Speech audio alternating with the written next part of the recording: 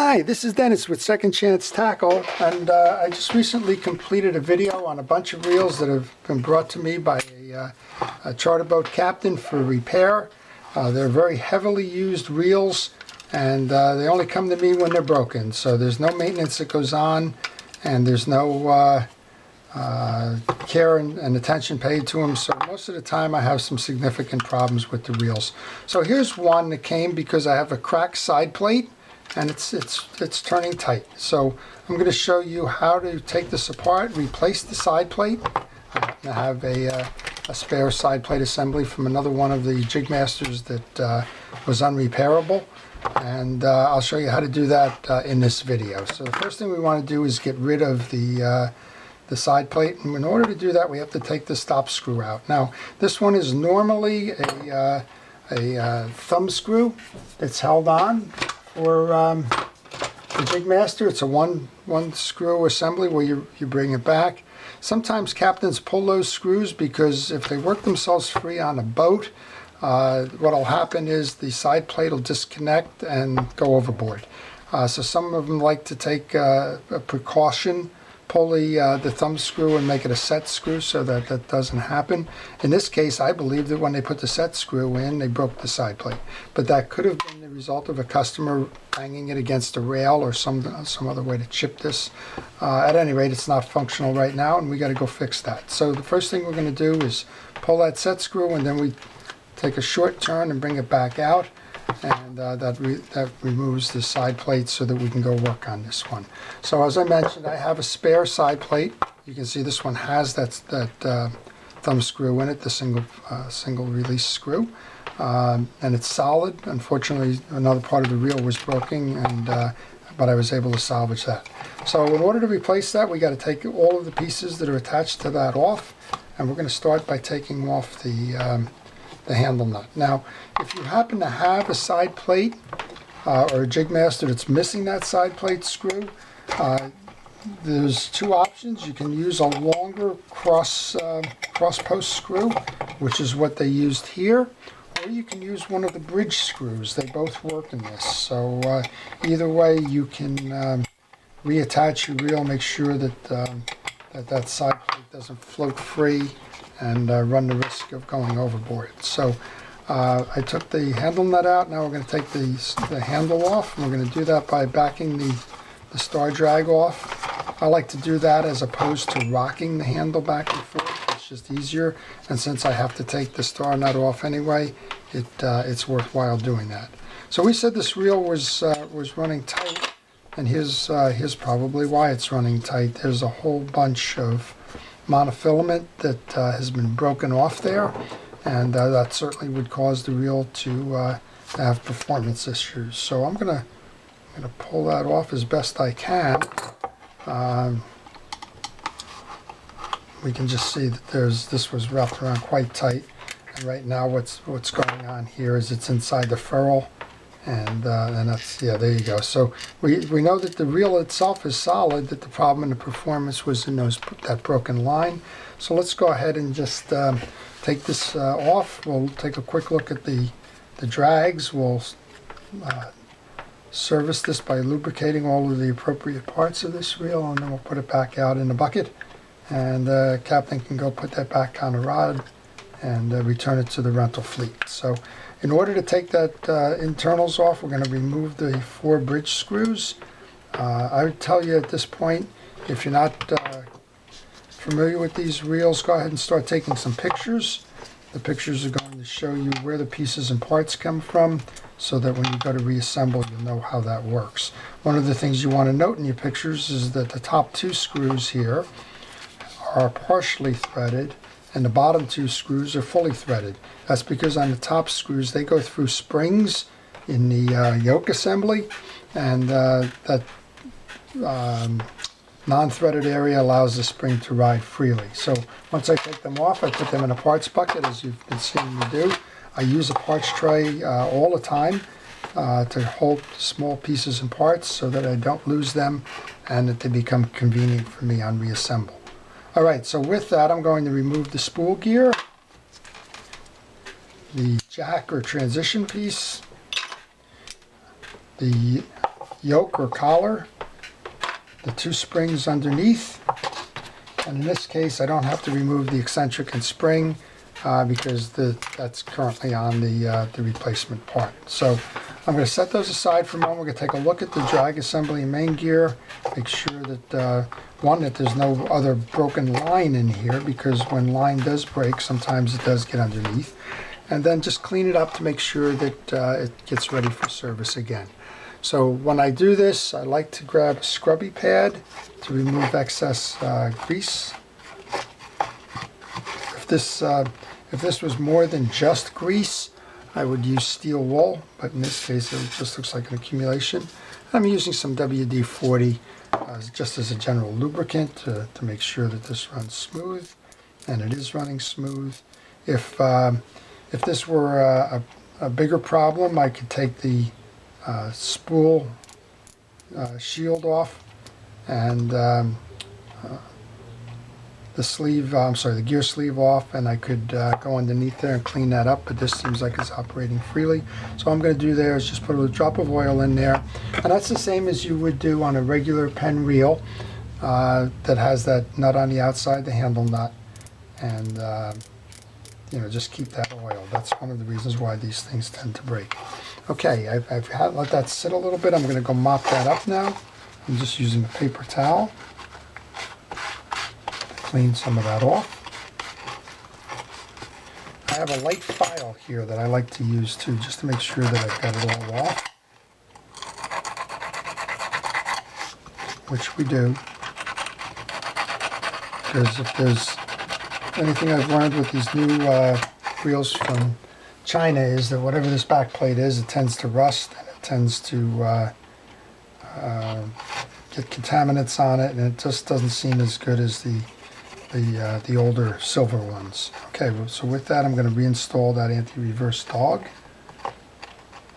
That just sits on a post and connects with the spring.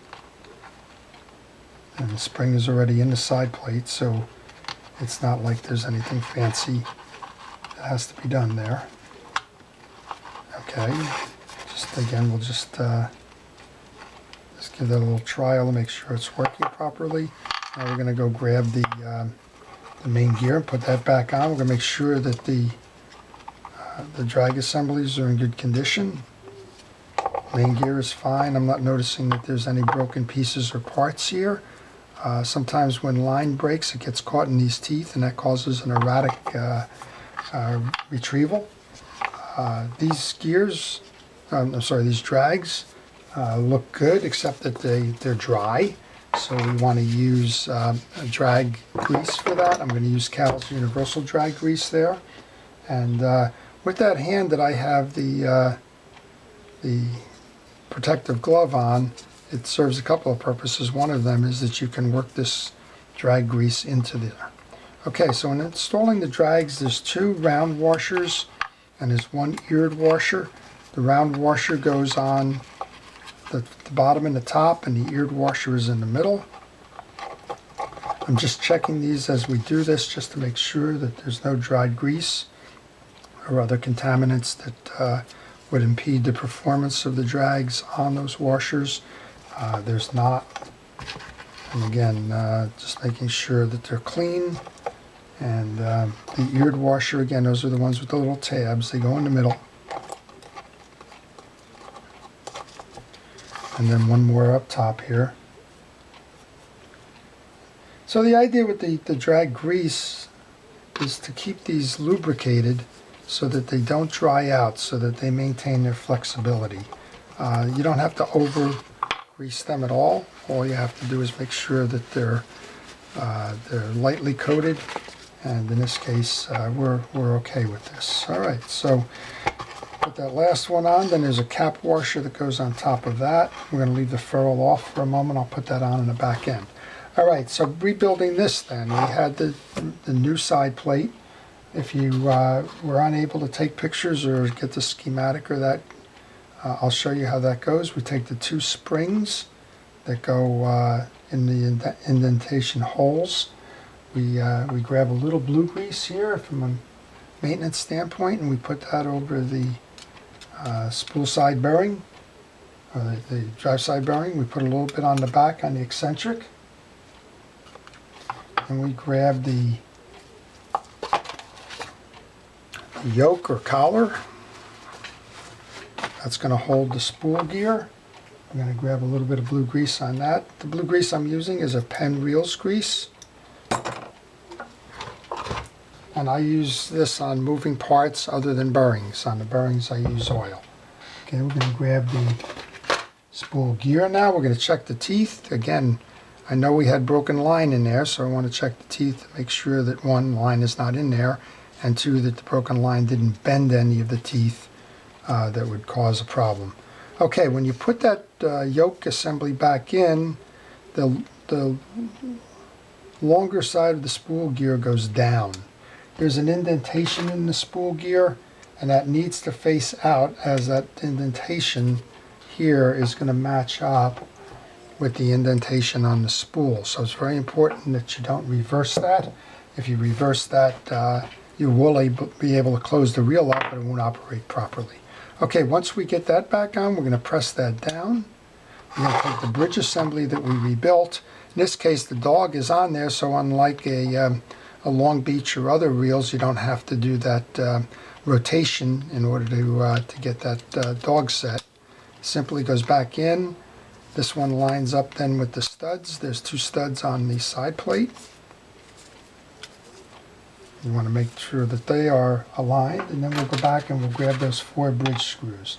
Now remember when I mentioned this earlier, there's two varieties. There's a threaded screw which goes on the bottom closest to the gear sleeve, and there's a partially threaded one which goes to the top, which is through the through those springs.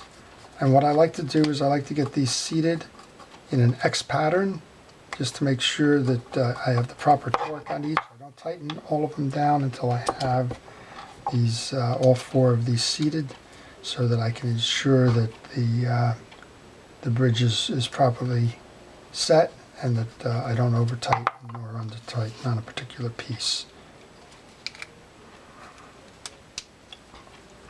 Just working on the 4th one now.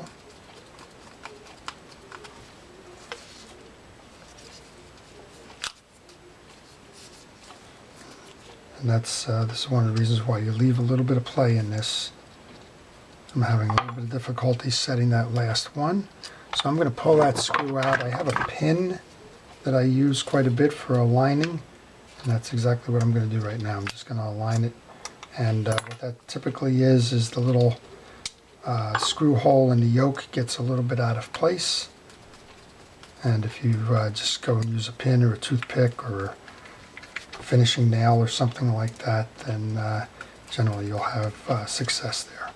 Okay, so we're tightening the 4 of these down now. We're going to spin it to make sure it's working, which it is. Put the ferrule in, make sure it's clean. And before I put the rest of this on, I have a lot of oil and stuff on here, so I'm going to go ahead and use this paper towel then just to get all of that stuff off of here. Nobody wants to hand the rental reel to a customer that's full of junk and have their initial impression be that these aren't being cared for. So, okay, so we're in good shape there. Before I close this reel up, I do like to put a little bit of blue grease onto the jack, which is it can't be done prior to this assembly. And then once we have the ferrule on, we can go ahead and put that star drag nut back on. And then once you get that on a turn or two,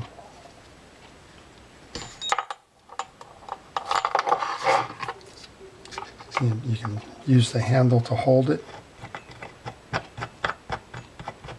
These are always just a little bit off in terms of getting that first one set. Sometimes you actually have to back screw it to get it to line up properly, but be careful with these. You don't want to cross thread these, and it's a fairly common occurrence that getting these on the first one is a little tough. Okay, so there you go. And then once you use the handle for the leverage, pretty easy to work it out from there. We put the oil in before when I was showing you on that, but If you don't want to take the side plate assembly off to do any of that, then simply a little bit of oil under this nut where it says oil, conveniently, will keep that, that post and that gear sleeve well lubricated so that it doesn't seize up on you. Okay, we're tightening this down now. There's only one more piece in my parts bucket over there, which is a good thing. Another reason why you want to use that parts tray is, well, there's actually one more there. It's the lockdown screw from the other one that broke. But short of that, I've run out of parts, and I'm at the final stage of assembly, so I'm pretty sure I got this reel correct. All right, with that then, I just want to take the reel that had that broken piece on it, just clean that up a little bit. Since I am servicing it, like I said, they don't do a very good job of this in terms of maintaining. So I want to put a little bit of blue grease on the non-drive side bearing assembly. I'm just going to clean up a little bit of the dirt that's on the bottom of the frame. We'll reinsert the spool.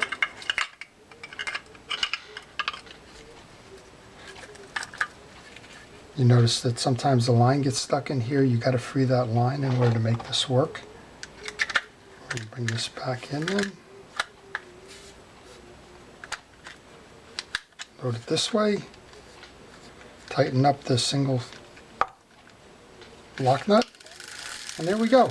So what we've done then, we've done a couple of things here. We've taken a reel that could have been declared junk, found out that the major problem was a broken piece of line, quite a big piece of line that was broken here, cleared that out of there. Then we had to change out the side plate, and we took it step by step in terms of taking your bridge screws off, making sure that you understand there's a fully threaded one below and a partially threaded above that captures the spring. I showed you the core lubricating places on both sides of the spool.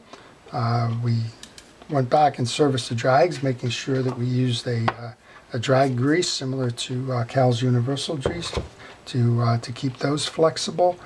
And then we reinstalled all of the pieces and parts and then put it back together again, and we got a reel that's ready to go back out fishing. So I hope if you have any of those problems that this has been a good tutorial for you in terms of how to repair a reel like this, how to change out a side plate, or how to redo the inward mechanics of this if any of the other pieces happen to be broken. So with that, I'm going to thank you for viewing the video. This is Dennis with Second Chance Tackle. If you like the videos, please like it on YouTube. If you would like to see more of these, please subscribe to my channel. Thanks again. This is Dennis. Appreciate you watching the video.